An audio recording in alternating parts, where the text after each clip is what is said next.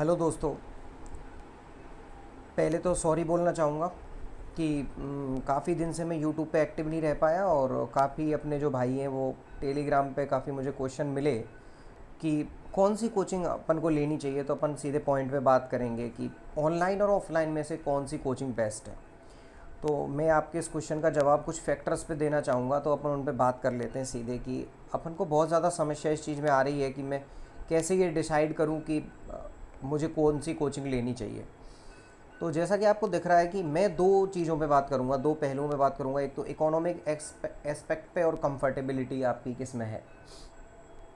तो सबसे पहले तो अपन इकोनॉमिक एस्पेक्ट पे बात करते हैं। तो इकोनॉमी के हिसाब से आप देख लें कि यदि आप जो अफोर्डेबल पड़ेगी वो आपको ऑनलाइन कोचिंग पड़ेगी। ऑनलाइन आपको अफोर्डेबल रहेगा। और यदि मैं बात करूं कंफर्टेबिलिटी की, तो ये फैक्टर थोड़ा अलग अलग हो सकता है हर किसी के लिए। तो एक ऑनलाइन कोचिंग के कुछ फ़ायदे हैं जो कि ऑफ़लाइन के नहीं हैं, और ऑफ़लाइन के जो फ़ायदे हैं वो ऑनलाइन के नहीं हैं। तो दोनों में थोड़ा एक कंपैरिजन कर लेते हैं कि ऑनलाइन वर्सेस ऑफ़लाइन कोचिंग के क्या क्या फ़ायदे और नुकसान हैं। सबसे पहले बात तो यह है कि ऑफ़लाइन कोचिंग में आप टीचर्स से आई टू आई कांटेक्ट आपका रहता है, तो और साथ में माहौल भी रहता है, तो कई लोगों को ये कंफर्ट रहता है। और ऑनलाइन कोचिंग में सबसे इम्पोर्टेंट फैक्टर ये है कि आप इसमें कोचिंग को अपने हिसाब से एडजस्ट कर सकते हैं कि आप कभी भी देख सकते हैं। आपका शेड्यूल जैसा है उसके हिसाब से आप कोचिंग को देख सकते हैं, जबकि ऑफलाइन में आपको कोचिंग के शेड्यूल के अनुसार चलना पड़ेगा। तो ये कंफर्टेबिलिटी की बात है कि आप कैसे कंफर्टेबल हैं। अच्छा, मैंने ज़्यादातर ऑब्ज़र्व किया है कि जितने भी एक्सट्रोवर्ट स्टूडेंट हैं जो कि बहुत ज़्यादा जैसे लोगों में रहना पसंद करते हैं, उन लोगों के लिए ऑफलाइन कोचिंग बेस्ट है, क्योंकि उनका तभी सिस्टम बैठ पाता है पढ़ने का। और जो इंट्रोवर्ट स्टूडेंट हैं जो घर पे अकेले रह लेते हैं या फिर पढ़ लेते हैं, उनके लिए ऑनलाइन कोचिंग बेस्ट है। ये क्या है, एक तरीके से साइको फैक्टर आप मान सकते हैं कि मनोवैज्ञानिक तरीके से ये मैंने आपको बात बताई है।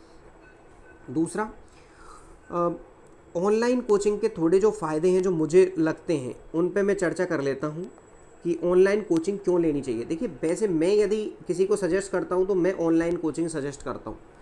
उसके कुछ रीजंस मैं आपको यहाँ बता रहा हूँ। सबसे पहले तो आप पैसों की तरफ से आपको ज़्यादा दिक्कत नहीं झेलनी पड़ेगी।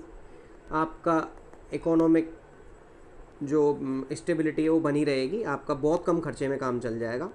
आप इतने रुपए में स्टेशनरी और बुक्स वगैरह आप उन पे खर्च कर सकते हो। दूसरा, आपको ऑनलाइन का एक फ़ायदा है कि आप ऑनलाइन खुद के हिसाब से कोचिंग को एडजस्ट कर सकते हो। खुद के हिसाब से कोचिंग का एडजस्टमेंट कर सकते हो। जब आप पढ़ते हो तब आप पढ़ सकते हो। और एक इम्पोर्टेंट फैक्टर ये भी है ऑनलाइन कोचिंग का कि आप बहुत सारा अपना समय बचा सकते हो। कैसे कि आजकल जो ऑनलाइन कोचिंग है वो 2 टाइम्स स्पीड पे भी पढ़ने की सुविधा दे रही है। 2 टाइम्स 3 टाइम्स वहाँ पे कोर्स होने में यहाँ पे थोड़ा कम समय लगेगा, आपका टाइम बचेगा, तो आप रिवीजन वगैरह ऐसे कर पाओगे। तो इम्पोर्टेंट बात ये है, जो मूल जो फैक्टर है वो है आपका टाइम की बचत होगी इसमें बहुत ज़्यादा। तो आप टाइम की बचत मेरे हिसाब से बहुत इंपॉर्टेंट फैक्टर है। जब ऑफलाइन कोचिंग वाले कोचिंग कर रहे होंगे तो उसका आप समय यदि 2 टाइम्स पे भी आप कोई वीडियो देखते हो, यदि या फिर 1.5 टाइम्स पे भी आप वीडियो देखते हो, तो आप अपना काफ़ी समय बचा सकते हो। तो ये एक इम्पॉर्टेंट बात मेरे हिसाब से हो सकती है।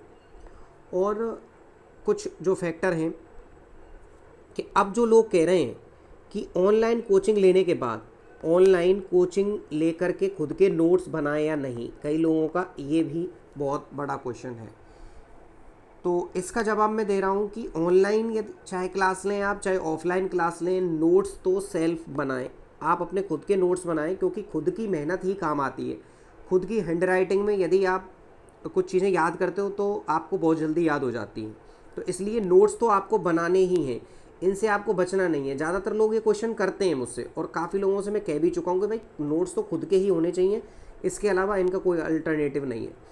हाँ, यदि आपके पास समय कम है, जैसे कुछ चीज़ों के नोट्स आप बनाओगे तो बहुत समस्या आती है।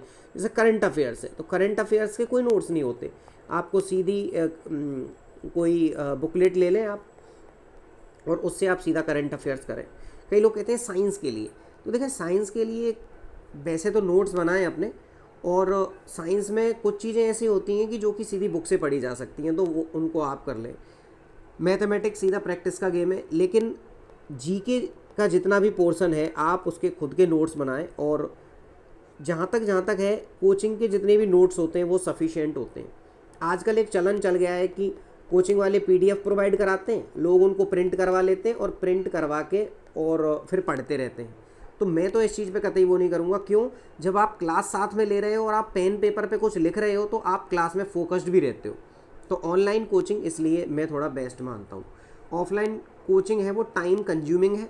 मैं सजेस्ट करूँगा कि आप ऑनलाइन कोचिंग लें। बाकी आपकी कंफर्टेबिलिटी है कि यदि आपके पास पैसा है और आप पैसे को आपके पास मतलब इतना पैसा है कि आपके घर वाले अफोर्ड कर सकते हैं, तो आप ऑफलाइन कोचिंग की तरफ जाएं। क्योंकि ऑफलाइन कोचिंग में मुझे लगता है कि पैसा और समय ये दोनों काफ़ी खर्च होते हैं। तो आपके पास खूब सारा पैसा भी है और समय भी है, तो आप ऑनलाइन कोचिंग की तरफ जा सकते हैं। बशर्ते नहीं तो मैं तो यही बात करूँगा कि आप ऑफलाइन कोचिंग नहीं लें, ऑनलाइन कोचिंग लें। और आज का ये पॉइंट इस पे ही रहेगा। बाकी के यदि आपके ऐसे कुछ जुड़े हुए और क्वेश्चन हैं, हाँ कुछ लोगों के जो सवाल हैं वो इस पे भी आए हैं कि हमें नोट से ही स्टडी करनी चाहिए, खुद के मतलब नोट सफिशिएंट रहते हैं किसी कोचिंग के, या फिर बुक्स स्टैंडर्ड बुक्स पढ़नी चाहिए। तो इस पे अपन डिटेल में बात करेंगे, दोनों को कंपेराइज करके कि नोट्स क्यों बेटर रहते हैं और बुक्स कब अपन को यूज़ लेनी चाहिए, और स्टैंडर्ड बुक्स का यूज कैसे किया जाना चाहिए अपने नोट्स को बेहतर बनाने के लिए। तो इस पॉइंट पे अपन बाद में बात करेंगे।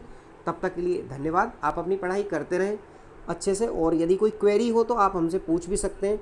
टेलीग्राम चैनल है t.me/Mohit the Positive पे, मोहित द पॉजिटिव, ये अपना चैनल है। इस पर आप टेलीग्राम पे पूछ सकते हैं। और आजकल टेलीग्राम बंद की कुछ अफवाहें चल रही हैं, तो मैं आपको अपना कॉन्टैक्ट नंबर भी दे रहा हूँ, 6375466951। ये आप कॉन्टैक्ट नंबर है मेरा, और इस पे आप फ़ोन कर सकते हैं शाम को 7 से 8 के बीच में कभी भी। तो अभी तक आज के लिए यही टॉपिक पे बात अपने की थी, तो आप इसको समझ लें। मेरा जो ओपिनियन इस पे है, बाकी आपके हिसाब से आप देख सकते हैं, और आप अपनी पढ़ाई करते रहें। धन्यवाद। जय हिंद, जय भारत।